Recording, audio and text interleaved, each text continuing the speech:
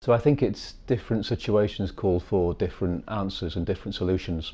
I think there are general rules around when you would partner and when you would do things in-house.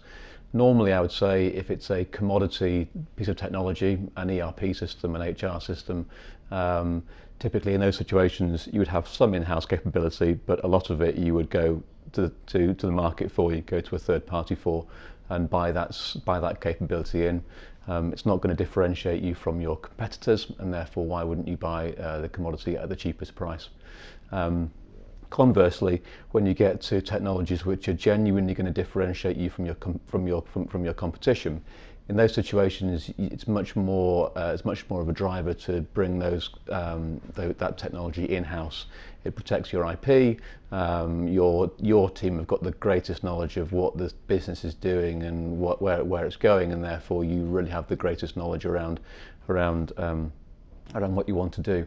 That said, the technology is so broad and so deep, getting that degree of expertise in-house is incredibly difficult. If you take AI, you take any of the software development even, it's very difficult to get very strong expertise in-house in that situation, in which case you inevitably finish up picking a good strategic partner who can supplement your in-house capability, and you do it together. I've led a number of large-scale change initiatives, both organisational change within the IT department, how the IT department sets up, as well as delivering big system changes into organisations. And invariably, the way you are successful in doing that is being really, really clear around why you're doing something. If you can explain to your team, the business, the people that are going to experience that change, why they are going through it, why we are doing something, and they can connect to that, then immediately you get their hearts and minds, you get their engagement, and you can drive through difficult changes. Even when something's personally going to be unsettling for them or could be risk attached to their particular circumstance, if people understand why you're doing it, you immediately have them on side. And I think that's what certainly I've tried very hard to focus on when landing a big change. As I say, whether it be organisational or an IT change, being crystal clear on why we're doing it, and inevitably then what you design, what you implement, and what the people journey, the change journey people go on, is something which people can connect with, and normally is then successful.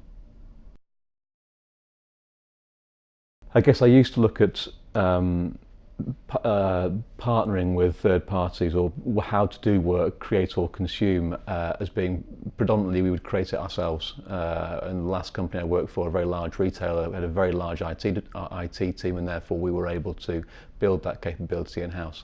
And I also thought that most relationships with third parties were very transactional. It was all about the deal, and that was it.